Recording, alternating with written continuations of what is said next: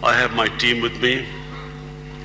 I have my Finance Minister, my Commerce Minister, Mr. Razak Daud, Foreign Minister, Minister for Planning, and Minister for Overseas Pakistanis.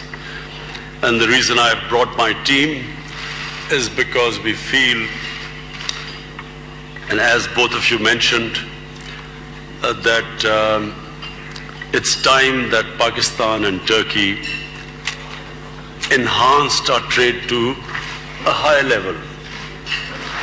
We have our problems. We have, for some reason, not achieved the potential of trade between the two countries that we should have. And one of the reasons, obviously, is that the distance between to take goods from Turkey to Pakistan through sea is a long, long way, and there's still no proper train connection between the two countries. So this issue, I think, in coming years will be sorted out because of a huge development taking place in Pakistan, which is the BRT, the Chinese Belt and Road Initiative, which is connecting those parts of the world which were not connected before. So that's just one thing that will, in future, if we start working from now onwards, the trade between the two countries will increase. The second thing is that Pakistan is a virgin territory. Pakistan is still virgin in the sense that a lot of areas of trade where Pakistan has huge potential have not really started performing. For instance, Pakistan has huge mineral reserves, but we have hardly done exploration.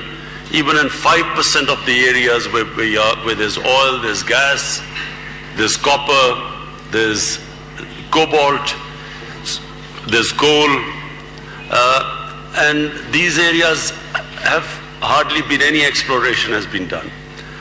But much more importantly, Pakistan has a population of 210 million people. It's one of the youngest population in the world. It has 120 million Pakistanis below the age of 35, which means it has tremendous amount of potential. And secondly is Pakistan's strategic position. It is connected to two of the world's biggest markets, China and India. And hence, Pakistan is on the verge.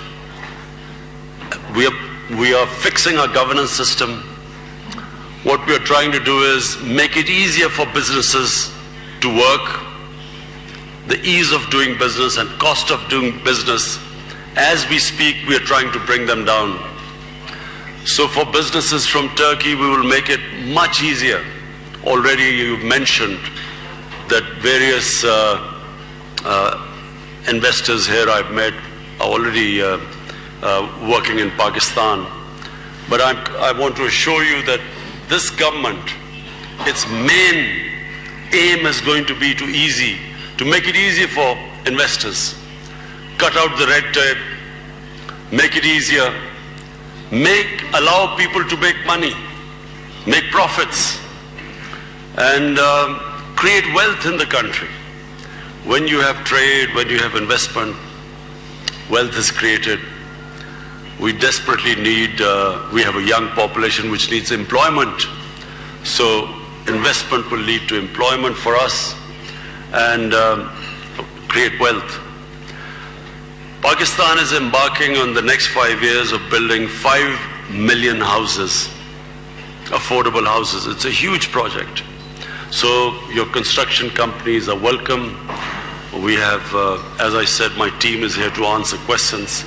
That's a huge initiative taken by Pakistan. Then we have, along with China, we are developing special economic zones along the along the BRT, the Belt and Road Initiative. And so again, it is a great opportunity for businesses from here to come and invest. But above all, we have what probably is one of the most diverse country in the world in terms of tourism.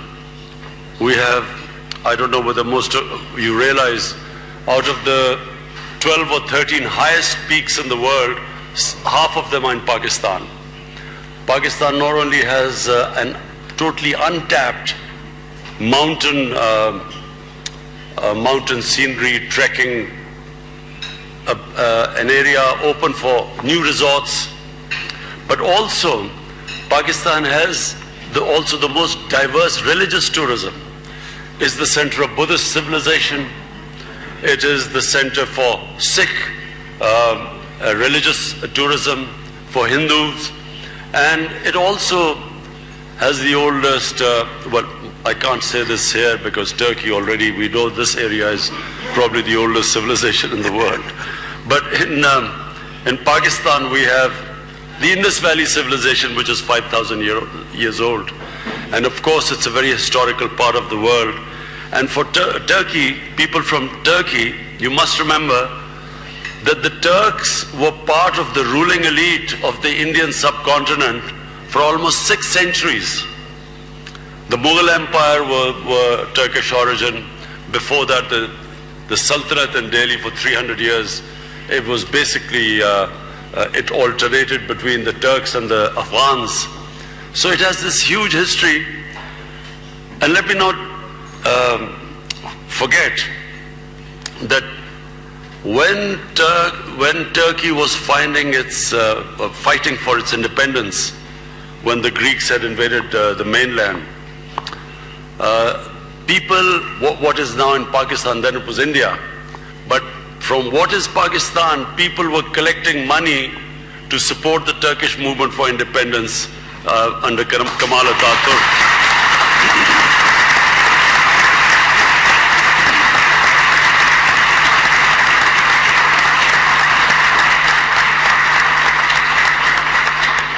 So I look forward to your questions. I have my team here. You can ask questions. They can answer more specifically questions about various areas, about trade, about the measures which we've taken to open up our economy. So I look forward to your questions. Thank you.